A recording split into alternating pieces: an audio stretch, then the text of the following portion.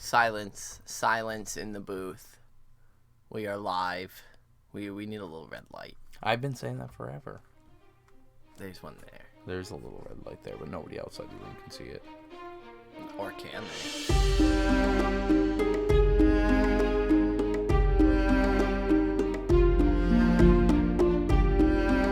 Hey everybody, and welcome to another episode of Brotherhood Without Manners, your favorite full spoiler reread podcast of George R.R. Martin's A Song of Ice and Fire series, starting with the Game of Thrones. I'm Zach, your co-host. My other co-host here is Nate. Hey. Yeah. Yeah, is that... that was it. All right. Yeah, that's the one we're going with. I think you started strong. I did. I always start strong, and then just you peter off towards the end there. Yeah. Baelish. That's rude. Peter Baelish off at the end. Peter Baelish off at the end. That's bad. That's not funny. That's terrible. So what's good, everybody? We are reading another chapter this week, but we're going to touch upon last episode's chapter, whatever it was. Bran 5, I believe. Yeah, Bran 5. And we did get some correspondence, and that was some inductees for that chapter.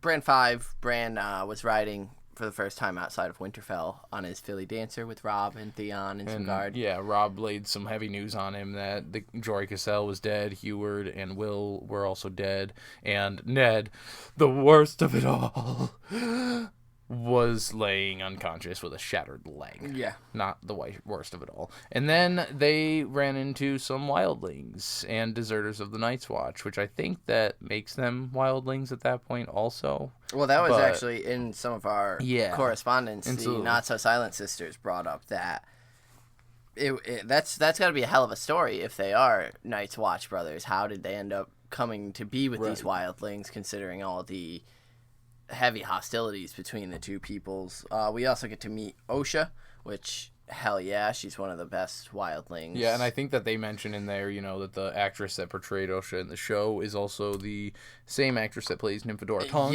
in the Harry Potter series. Everybody. And she's a spectacular actress. I think even George R.R. Martin himself has said that the character in the show portrayed Osha better than he could have written her. Yeah, so holy shit, what a heavy compliment. Yeah, no shit. I love the character in the books as well, and they're looking forward to her future stuff, potentially on Skagos. As are we, Brandy and Afton. And then they just say, gods, how badass would it be to have a fucking dire wolf? We have 2 dire huskies. I have one myself, Beric Dondarrion, that we talk about. Beric and he's an asshole. He's an asshole. But he's a great asshole. And they say that they're fairly certain they wouldn't raise a paw to help them. And I agree, Beric wouldn't do a shit to help me. Unless if our lives were in danger, I think Beric would. If I had food and my life was in danger, story. He would you got a point. Be right there. But yeah, Beric's a good boy. So I feel your feels there. Huskies are, well, they look similar. They are not quite dire wolves, which is unfortunate.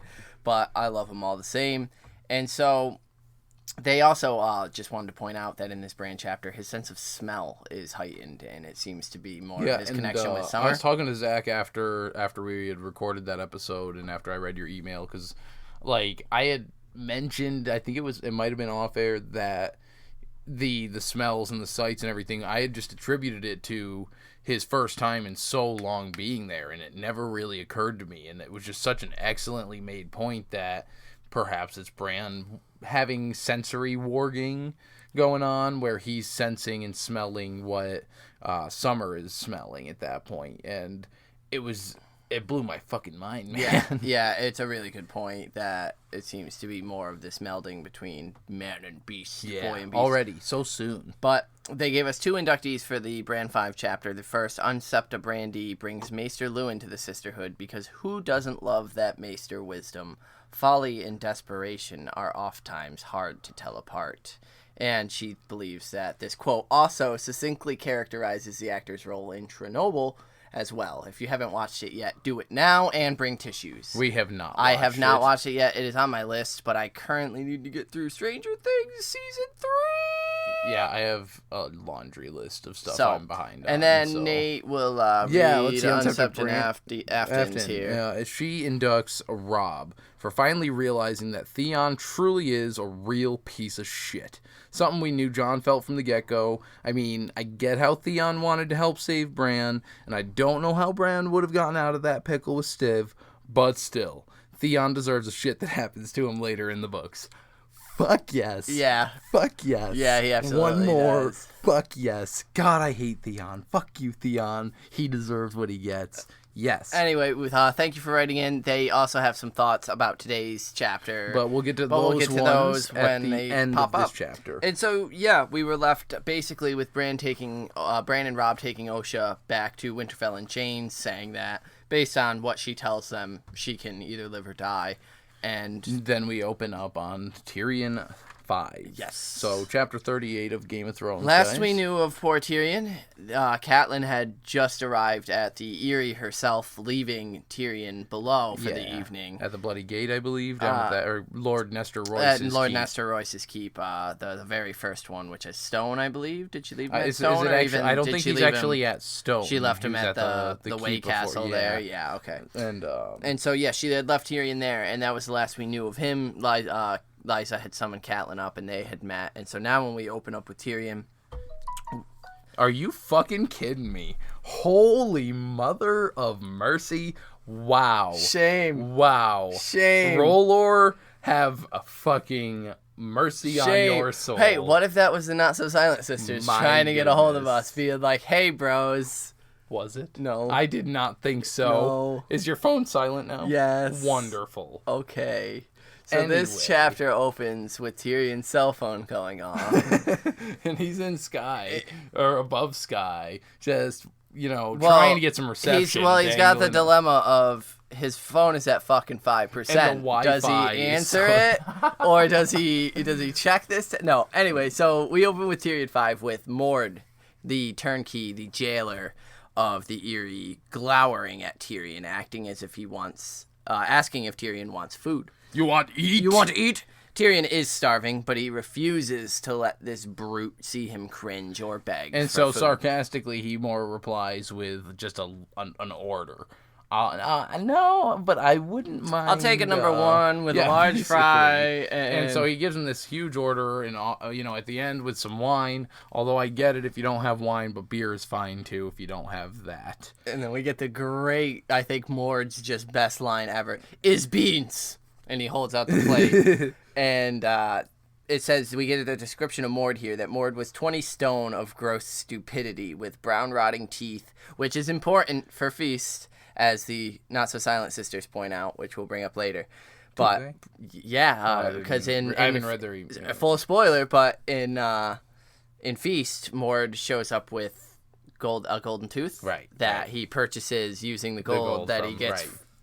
from this deal here, but no, I didn't know that they picked. The Silent Sisters mentioned that in their email. I have the note in there. Oh, good. Yeah. So the left side of his face was also slick, where a scar from an axe had chopped off part of his ear. Yeah. And he was as predictable as he was ugly, but Tyrion was indeed hungry. And so he is offering Tyrion the food, and then Tyrion finally reaches for it, and Mord pulls it away. Yeah, like a dick. And then he says, here, come get it. And Tyrion tries, and he pulls it away. And so at this point, Tyrion's like, really? Must we keep doing this? And so you get that he's a very simple gatekeeper. He's having fun, thinking this is the best thing ever, but it's the same every thing single every day. meal. It's, do you want it? Yeah, I'd like that. Well, come and get it. And he's just taunting him, being a dick. So finally, Mord holds it out over the edge of the sky cell, and Tyrion knows his arms are way too short. He's not going to fucking go that close to the edge to get this plate of food, because if Mord should so desire, one push from his fat belly, and Tyrion's going over the edge. Dun, dun, dun, so dun. He decides that he's not hungry after all, and he goes back to his corner. So Mord drops this plate of beans and lets it fall from his hand. The wind sprays the beans back in at him, and Mord's laughing. And Tyrion just fucking... Yeah, he's so pissed. Yeah, like, fuck you, just give me the plate of food. And he says, you fucking son of a pox-ridden ass, I hope you die of a bloody flux. Like, damn. Tyrion, so for that, Mord gives him a steel-toed kick in the ribs as he's leaving, which, like, Now, fuck. I think a lot of this kind of stuff, and we'll get a bit more of it, a little bit more in the chapter, is really, you know, we've mentioned heavily the fact that Tyrion is very potentially the villain in this series. Yeah. And this all contributes to what I think will eventually be that turn. Is all this mistreatment, all this fucking false it's horrible to imprisonment, watch. and There's no reason for this treatment. and that so he's he getting. had the potential to be the hero, but just all of this brutal fucking punishment throughout his entire life. Well, going on that theory that we mentioned quite a few episodes ago, but it also will make later on when he's accused of killing Joffrey at his trial, that speech where he says, "I wish I was the monster you all think I am." And that I actually thought about during the trial here. It will make that turn just so, because he will become that. And that's it. That's where you start really seeing the turn. Is there and into dance and what he's going through, you know, on his journey. Yeah, no, it's entirely possible just with what Tyrion goes through that he's being set up to be this villainous sort of role at the end, which will break my heart, and I'm sure it'd still be fantastic reading if it should come to that.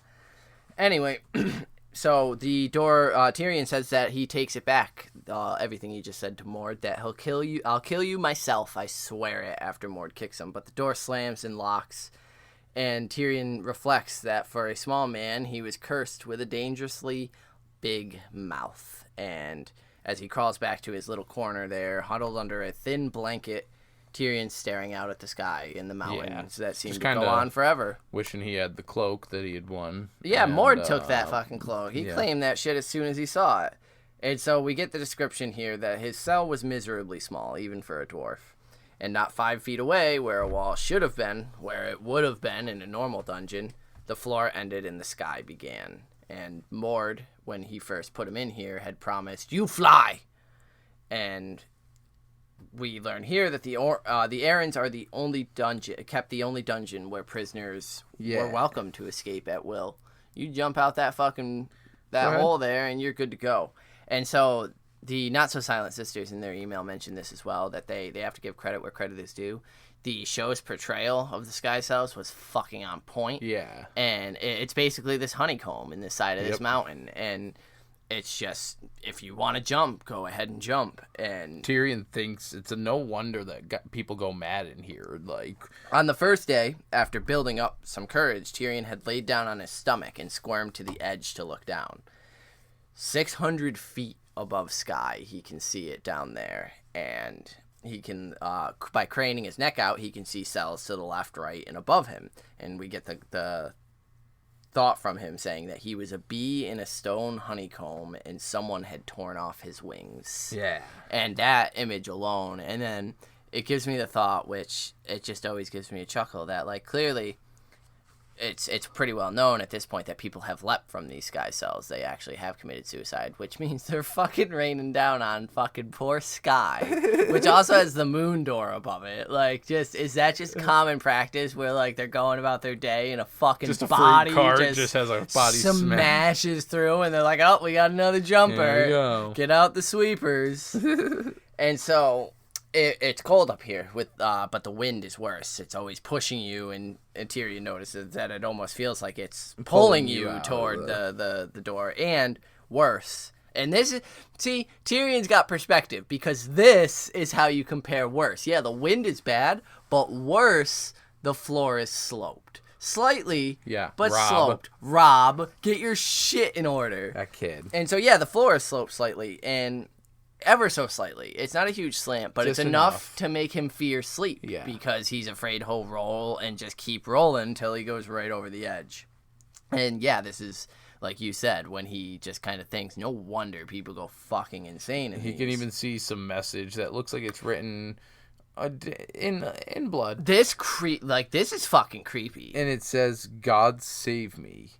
The blue is calling." This reminded me of some and I'm going to get super nerdy video gamey, but, like, this reminded me of some BioShock or, like, Fallout written on the wall. Yeah, like something you'd, like, find on a piece of paper yeah, in, like, fucking Bloodborne or something. And there's, like, a bunch of skeletons next to it or something. Like, it's just so dark. Someone was in this cell, either cut themselves, bit themselves, whatever, to draw blood, and then wrote this message and presumably jumped. Like, and now Tyrion's sitting in that exact same place for not any good reason.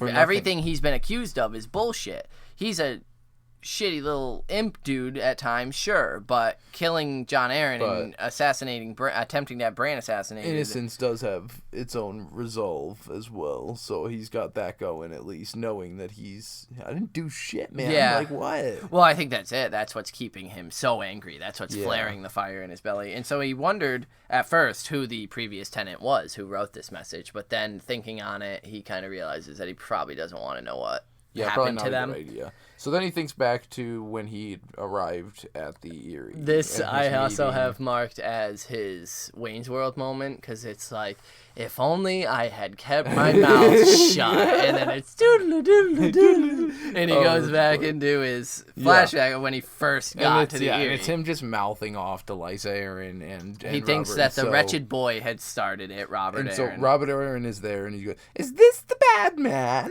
Robert Arryn is sitting on a werewood throne. Yeah, which so I like the that. Arryn, well, these Arryns specifically do not deserve a throne that cool. So fuck you, Robert Arryn, for putting your little roomy-eyed ass on that throne. Yeah, so Lysa tells him that is the bad man, and Robert's giggling, saying he's so small.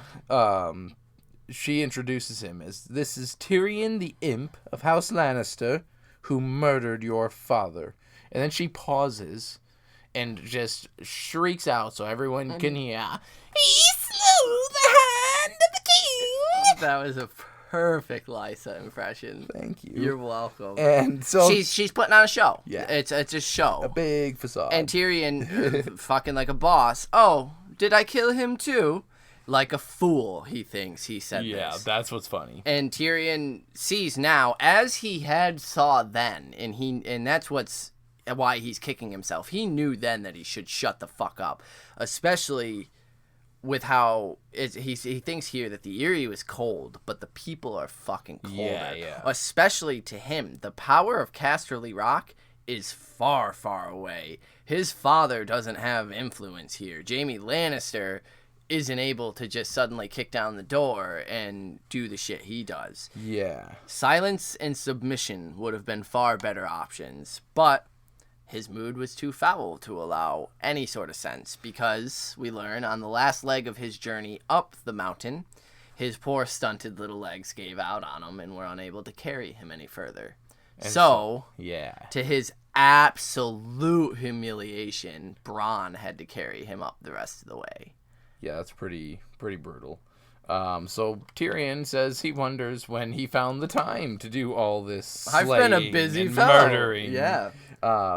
Lysa basically tells him, "You need to shut your mouth. Shut your mouth. You're coming off as stupid, Tyrion. Stop." Tyrion recalls that at court, her and her dim shit little son were never fond of wit or humor, especially when it was directed at them. So she tells him that "you will speak to my son politely, imp, or you will live to regret it. This is the Eyrie. Look around you. These are the Knights of the Vale around you. Every single one of them loved my lord husband, and all of them, every one, would die for me." And he breaks in here and says, "Well, should anything happen to me, my brother would happily make that occur for any one of them, and all of them." And in his thinking, as this is story time in Tyrion's head, he thinks that this was folly, and it is. And she asks him, "Can you fly? Are you so confident in yourself? A dwarf without wings would be wise to swallow his threats." And he tells her, "Not a threat, my lady.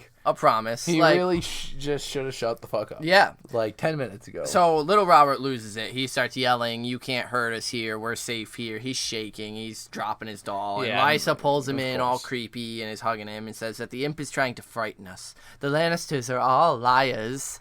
And the Eyrie is impregnable. Yeah. And so Robert calls Tyrion a liar as well. No one can hurt us here. And he says that he wants to see him fly. And so 2 guards come up and just pick Tyrion up, grab him by the arms, and are holding him there. At which point he is thanking the gods, all 7 of them motherfuckers, for Catelyn Stark. Yeah. Who jumps in and interrupts Lysa, reminding her, he is my prisoner, and I do not wish any harm to come of him.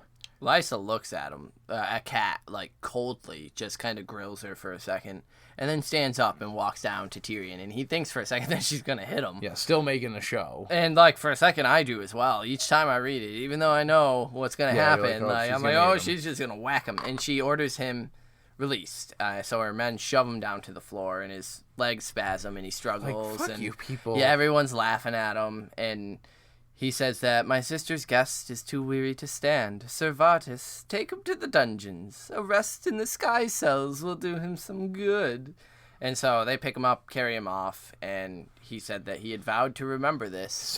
And he did, for all the good it did to him. Once again, I think that that's going to just play into that villainess. All these things that he's vowing to remember? Yeah, like there are just these moments that are impacting him. Where do the whores go? And, Jaime's turn on him with telling him the truth. Yeah, exactly. Yeah. And, all these different little jabs and shit. And he will remember them, even if not specifically in the future. He'll remember that he was mistreated. Well, so far, there's not a single fucking court that Tyrion can go to where he isn't mocked and laughed at. Right. In King's Landing, it's the same. The lords and ladies there are always laughing at him. Here, it's the same. So I think that that's gonna come back to bite every lord and lady in the ass. Was this mockery of this innocent man who really didn't do shit. What's up, everybody? It's Nate here from Brotherhood Without Manners.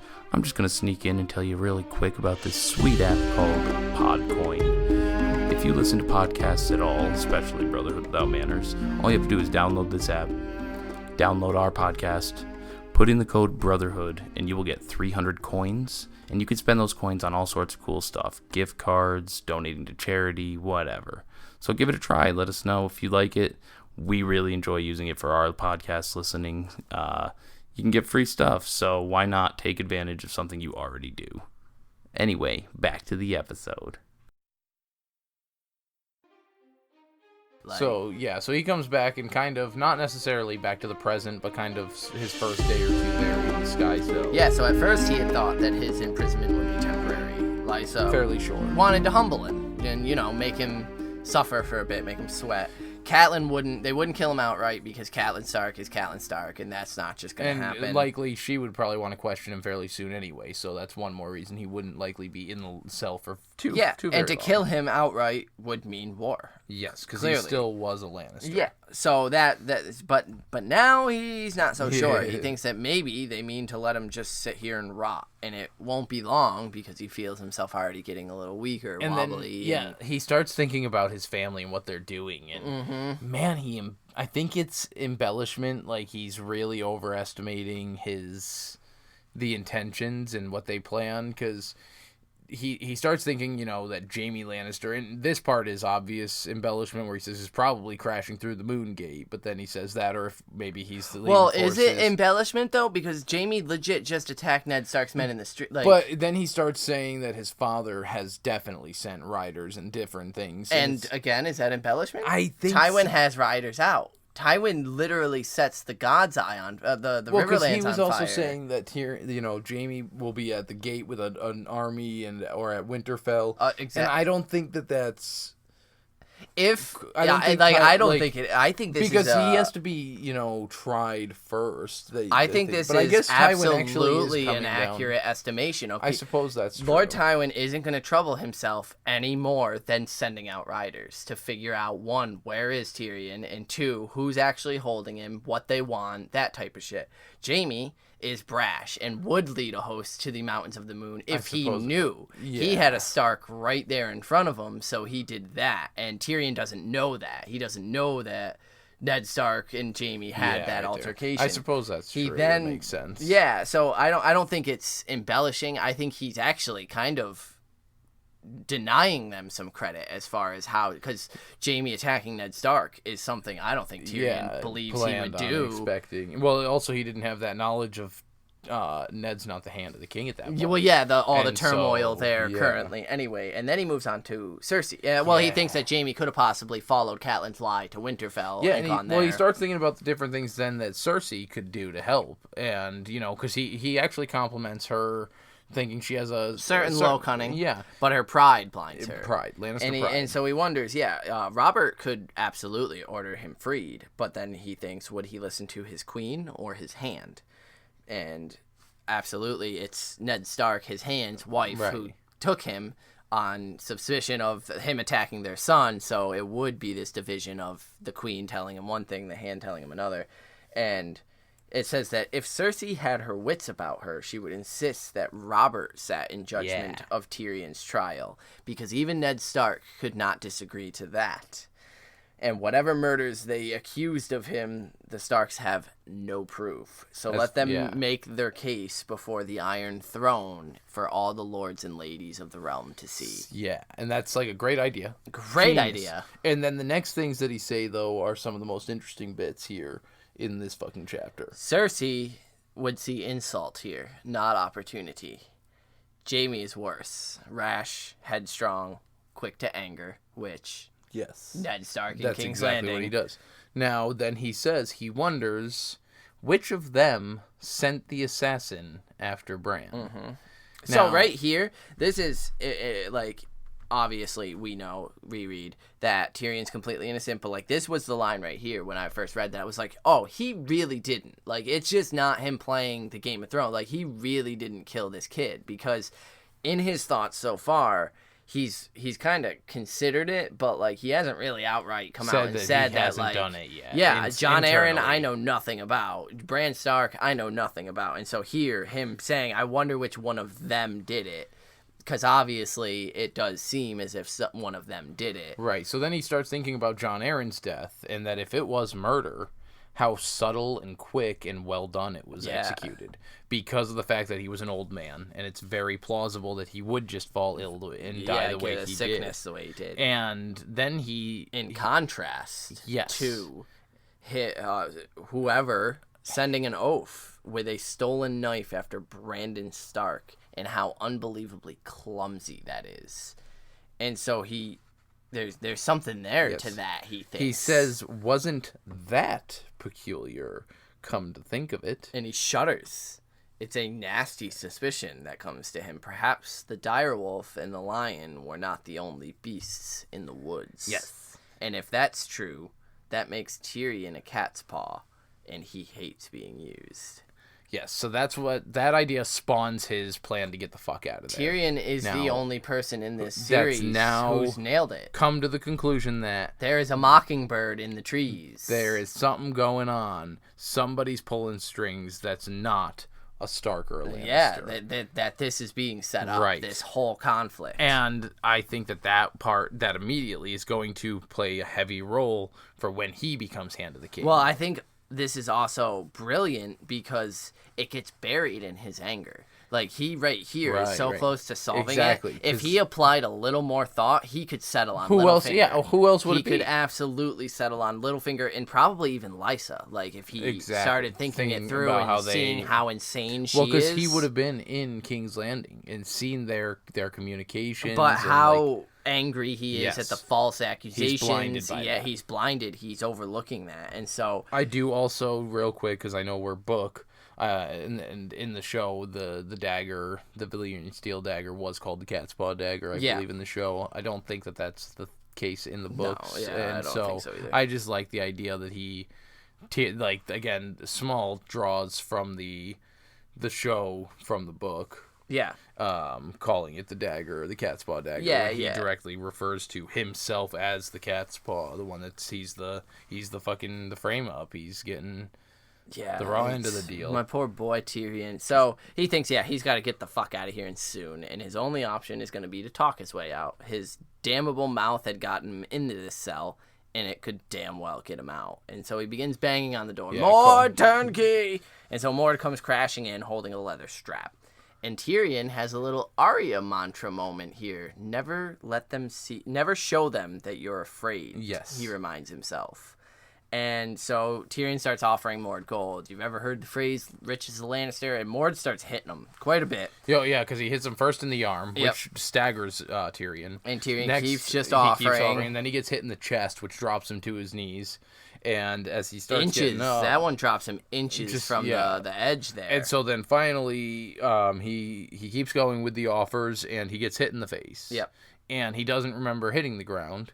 But he wakes up nonetheless, and when he goes to push himself up, there's nothing. Yeah. And so he scrambles back to the wall and stands up and pushes again. Yeah. And he tells him, that was a stiff one, Mord. And he says that I could use a strong man like you. This strap swings at him again, but Tyrion dodges out. Yeah, he takes a little glancing blow on this one, but yeah, just keeps he's still offering gold. In. Enough gold to make Mord a lord. Mord the lord. And Mord is no gold. No gold. But Tyrion thinks when he says that he's listening. Yeah, because that means getting through he's to saying him. There's not any. You don't have any on you. You don't have any gold. So Tyrion says that, Catelyn took his purse when they arrived here, but it is still his, and it will all go to Mord if Mord helps.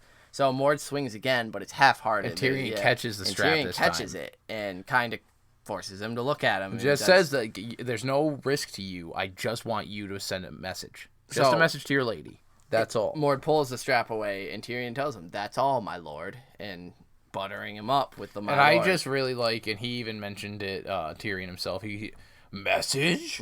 What? Like he's never heard the fucking word before. Yeah, it blows his mind. And so Tyrion even offers, he says the message is for him to confess, but he offers to write down the promise to give him the gold. Yeah. And I really like how he said that, to the illiterate, they look at the written word in two ways. Either they're scared of it and they don't believe any of it because it's just shit that they can't understand and random shit. Or like Mord, they fucking revere it. Yeah. Because it's like this, magic. It's this magic, exactly. And so before that, when he had mentioned the message, he had said, tell Lady Lysa, and then he thought, what? Tell her what? Right. And he kind of goes through it, and this is how we get how kind of quick-witted Tyrion is. He thinks, she wants to hear me confess. Tell her I want to confess to my crimes. That's the only thing that's going to get him out of this fucking cell. Only thing she will accept that will get them to come down there. Because if he just says, I want to talk.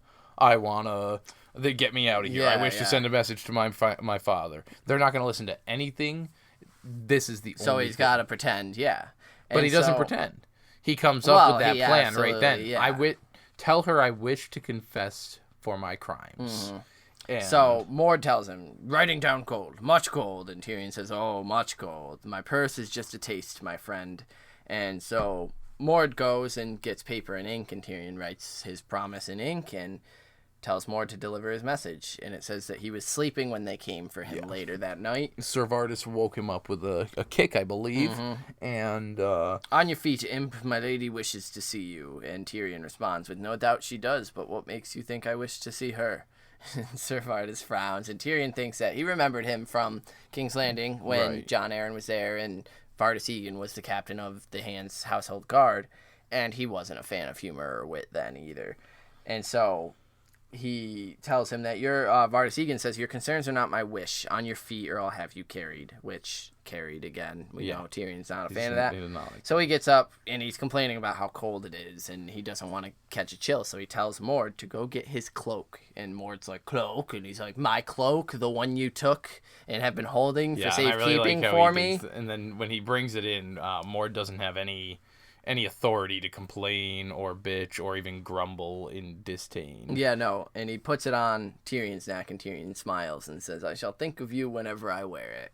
And then he tells Ser Vardis to lead on. And so when they get to the High Hall, it is a glow, and it's filled. Lady Lysa wore black silks, and Tyrion figures that she thought mourning clothes were appropriate for this confession. Since she's not a member of the Night's Watch. Yeah. But there's a ton of fucking knights there. Robert Arryn is not present, which Tyrion's thankful for. Yes. But everyone from the Blackfish to Lynn Corbray, Nestor Royce, and even the people that Lord Tyrion Hunter, was, Lady Waynwood. Yeah, all the lords and all the people he traveled with. Roderick Cassell, Willis Wode, Marmillion with a new wood harp, and Tyrion is pleased to see still, Marmillion there. like 20 episodes later, is Marillion, not Marmillion. God damn it. He's got a new harp, but he's got fucked up fingers still because of Tyrion. But Tyrion's pleased because he'll spread the story. Tyrion doesn't want what happens here right now to be secret. Bronn is lounging in the back against a pillar in the rear of the hall, and his eyes fix on Tyrion as Tyrion's looking around, and his hand lay lightly on the pommel of his sword. And Tyrion gives him a long look, wondering.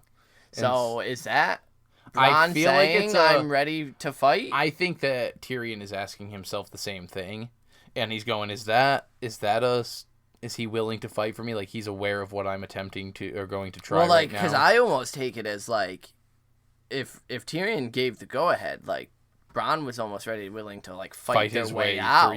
Almost. And, like, that, like, because he's so just, like, are we doing something here? Because I know you're gonna make it worth my while type thing. Exactly. So, Catelyn, she speaks first. Pulls up and says... Pulls up? Yeah, rides off in her fucking Maserati. What up, sluts? Get in. We're going shopping. She comes up and says, you wish to confess your crimes, we are told. And Tyrion says he does. And Lysa smiles. Yeah, she's loving it. This guy sells she's like fucking looking around her feet. This guy sells always break them every time. God, told ya. Got him. And Cat looks at is like he don't look broken to me. He don't look broken at all. But Lysa don't care. She's riding this high, so she tells Tyrion to say what you will. And which is a mistake. I really like this little, he says, time to roll the dice. Time to roll the dice. And we get, I just wrote Tyrion's performance here. I did Tyrion performs his speech. Yeah. Basically, he's laid with hundreds of whores. He's wished death on his own father and the queen, his own sister. He has gambled and cheated. At that point, there's a few laughs. Yeah, there's some laughs. And then... He's gambled and cheated, and he has said many cruel and malicious things. He's also not... finish. About the noble lords and ladies of the court. Yeah. And then he also mentions that he's not treated his servants all that kindly. Yeah. And, like, just all this arbitrary bullshit. As he finishes, people are outright laughing, and Lysa's pissed, so she silences him. Silence! And asks what he thinks he's doing, and I'm confessing to my crimes. Well, what else would I be doing? So Catelyn, kind of being more level-headed and realizing what's happening, goes, you are accused of sending killers to slay my son, and of conspiring to murder Jon Arryn, the Hand of the King. At which point he says that he can't confess those crimes because he doesn't know anything about any murders. I ain't know nothing about no murder. And again, the Not So Silent Sisters mentioned the show. I like to think of the show scene here, too, because Peter Dinklage nailed it when he kind of shrugs and just goes... I don't know anything about all that. Like, I just love that delivery of like, can't help you there. Fucking sorry. I'm just confessing to my crimes. Yeah, Lysa's pissed, and she orders Ser Vardis to throw him back in the sky cells and find him a cell with a steeper floor. And I really like how this is portrayed. Is this how justice is done in the Vale? Yeah. Yeah, Tyrion gets pissed. He says, you accuse me of crimes, I deny them, so you throw me in a cell to let me freeze or starve or roll off the fucking edge. And at this point, he's making a show of it. Yeah, Lysa's been making a show. Because all the guard, the house guard stops heading towards him. They're kind of stunned. And he says, aren't you still a part of the Seven Kingdoms? And in the Seven Kingdoms, aren't people given a trial? Where the hell is my trial? You're just lifting his face to make sure they can see where Mord's hit him at this point. Yeah, showing off that where is the king's justice? I demand a trial, like the way it should be done, the way it's done in our country. And so Lysa is excited. Murmurs fill the hall because she agrees. But Tyrion knows he has her. She can't deny him, the queen's brother, a trial. It's law. And so she smiles and says that you can have a trial, but if you're found guilty by the king's own laws, you will pay for it with your life. And so she orders the moon door open, and then states that her son Robert would love to oversee the trial and cast his judgment once you've provided your side of the story. Yeah, as the moon door opens, she says, behold the king's justice. Behold the king's justice. Lower the globe. Behold the king's justice. And Kat mentions that she thinks this is an unwise idea. Lysa, of course, ignores her. And so she says, you shall have my trial, and my son will listen to whatever you want to say. And I really like how Tyrion responds to that. You'll hear his judgment and then leave by one door or the other. And he's basically like, don't even bother waking the sweet Lord Robert. He'll be just fine. I demand a trial by combat. So she had looked so pleased with herself, telling him that Robert was going to be the judge. Yeah. And Tyrion kind of ruminates on, like, hearing Robert say to him that he wanted to see the bad man flying. So he starts to wonder how many fucking people that little shit has just already tossed tossed. And that's a question I really would like to know, too, is how many people What's his kill count at? Yeah, pretty much. This little psycho. So laughter fills the hall at Tyrion's demand of a trial by combat. And Lysa looks uncertain here and says that you have that right, surely. And so people left and right just, let me fight for you, Lady Lysa. Fuck you, And dude. Tyrion's like, yeah, this sucks. Like, all these people are so willing to fucking kill me. Yeah, whatever I do.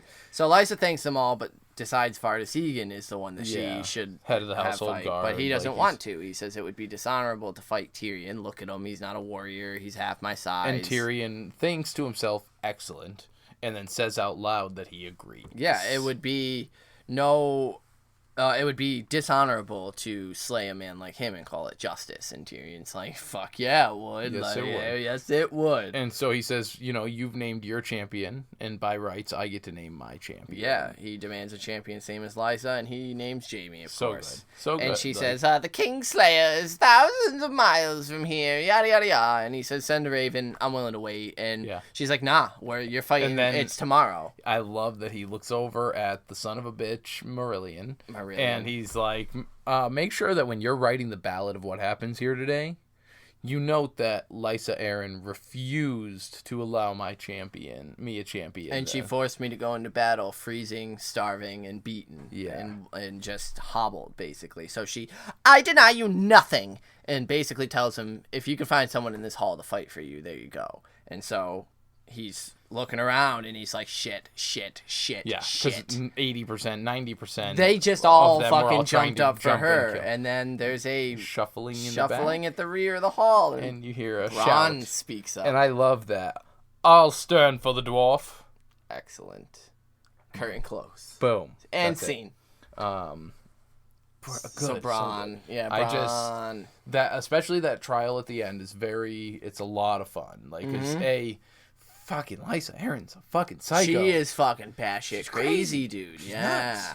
And Tyrion just, the way that Martin writes his thought processes, it's almost like there's those Sherlock Holmes movies with Robert Downey Jr. where he like breaks it down and like describes what kind of nonsense he's gonna do. But well done. You should have gone with the BBC show Sherlock with Benedict Cumberbatch because it's better. It is better, but fucking get off my back. No.